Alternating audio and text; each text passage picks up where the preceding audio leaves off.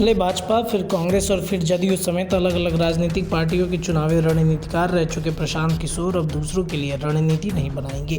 पीके अब अपनी पार्टी के लिए स्ट्रेटजी तैयार करेंगे। पीके ने इस तरफ इशारा कर दिया है। उन्होंने सोमवार को ट्वीट कर कहा कि जनता के बीच जाने का समय क्या है, इसकी शुरुआत बिहार से होगी।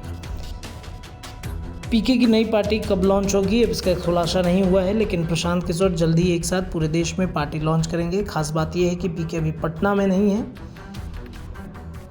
खास बात यह है कि पीके अभी पटना में ही है। ऐसे में माना जा रहा है कि वे अपने लिए नई रणनीति तैयार कर रहे हैं। पीके ने ट्वीट करते हुए लिखा कि लोकतंत्र में प्रभावशाली योगदान देने में उनकी भूख और लोगों के प्रति कार्यनीति तैयार करने में मदद करने का सफ़र काफ़ी उतार चढ़ाव वाला रहा। आज जब वो पन्ने पलटते हैं तो लगता है कि समय आ गया है कि असली मालिकों के बीच जाएं, यानी लोगों के बीच, ताकि उनकी समस्याओं को बेहतर तरीके से समझ सके और जन सुधार के पथ पर अग्रसर हों।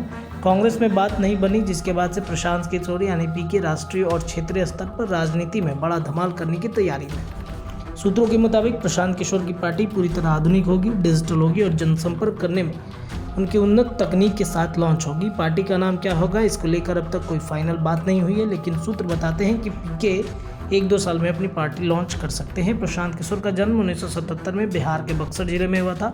उनकी मां उत्तर प्रदेश के बलिया जिले की हैं, वहीं पिता बिहार सरकार में डॉक्टर हैं।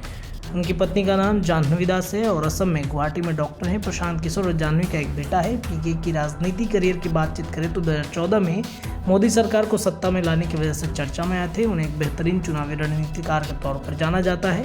हमेशा से वे पर्दे के पीछे रख के अपनी चुनावी रणनीति तैयार करते हैं, लेकिन इस बार प्रशांत किशोर फ्रंट पे आ रहे हैं। 34 साल की उम्र में अफ्रीका के संयुक्त यूएन की नौकरी छोड़कर किशोर 2011 में गुजरात के तत्कालीन मुख्यमंत्री नरेंद्र मोदी की टीम से जुड़े थे। उसके बाद ही राजनीति में ब्रांडिंग का दौर शुरू हुआ था। पीके को मोदी की उन्नत मार्केटिंग और चाय पर चर्चा 3D rally, run for unit मंथन और जैसे विज्ञापन का अभियान का श्रेय दिया जाता है। वो Indian politics action committee (IPAC) का नाम का संगठन चलाते हैं। ये लीडरशिप, सियासी रणनीति, मैसेज, कैंपेन और भाषाओं की ब्रांडिंग करता है। तो पीके अब राजनीतिक करियर की शुरुआत करने जा रहे हैं। अब देखने वाली बात है कि पीके के जो टीम है, यानी कि जो उनकी पार्टी है, उसका क्या नाम हो सकता है। अब लोग जो है उम्मीद लगा रहे हैं कि पीके बड़ा धमाल बिहार की राजनीति में करने वाले हैं। इसके पहले में 2020 की चुनाव की बातचीत करें तो प्रशांत किशोर भी अपनी पार्टी के साथ बिहार में उतरे थे सोशल मीडिया के माध्यम से,